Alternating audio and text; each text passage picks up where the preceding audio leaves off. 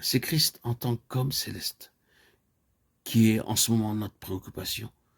Et nous considérons que la principale source de l'être de l'homme céleste est la vie éternelle. En elle était la vie, Jean 1,4.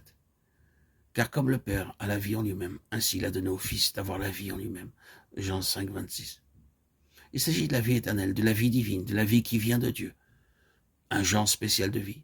Non pas seulement une vaste amplitude de vie, mais une nature de vie. La principale source de son être en tant qu'homme céleste est la vie éternelle. Le Seigneur Jésus, en tant que Fils de Dieu, a toujours été désigné pour être le donateur de la vie. Depuis l'éternité, cette vie était en lui, pour la création. Les paroles utilisées par le Seigneur Jésus dans l'évangile de Jean, disant qu'il lui était donné du Père à la fois d'avoir la vie en lui-même et de donner cette vie à tous ceux qu'il veut, nous ramènent de nouveau à avant les temps éternels.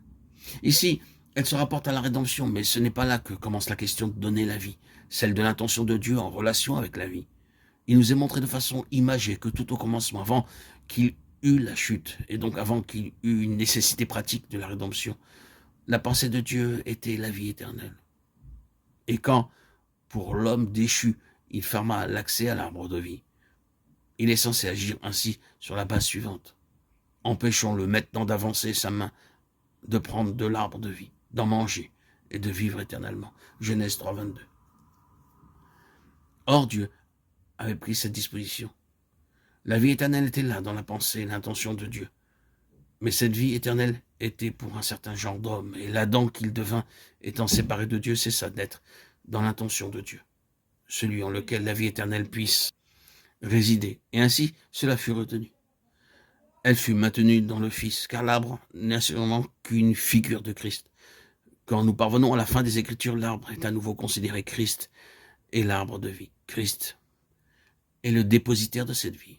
Et ici, il vient sous forme humaine, comme le dernier Adam, comme le genre d'homme en qui cette vie peut se trouver.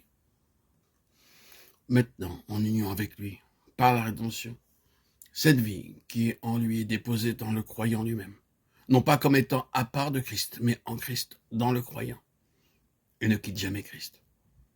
L'apôtre déclare que cette vie est dans son Fils, et nous a été donnée. Nous avons la vie éternelle, et cette vie est dans son Fils. C'est Christ, résidant intérieurement dans la personne de son esprit, en qui la vie se trouve. Et elle n'est jamais possédée à part de lui. Nous disons que le Seigneur Jésus, en tant que Fils de Dieu, fut toujours le donateur désigné de la vie. Bien sûr, il ne peut être connu ainsi qu'en tant que rédempteur. Il aurait pu être connu comme le donateur de la vie, en dehors de la rédemption. Mais maintenant, à cause de la condition de l'homme par la chute, il ne peut être connu comme le donateur de la vie que dans la mesure où il est connu comme rédempteur. De sorte que maintenant, dans le temps présent, ce à quoi nous avons affaire, c'est la rédemption et la vie. La rédemption pour la vie.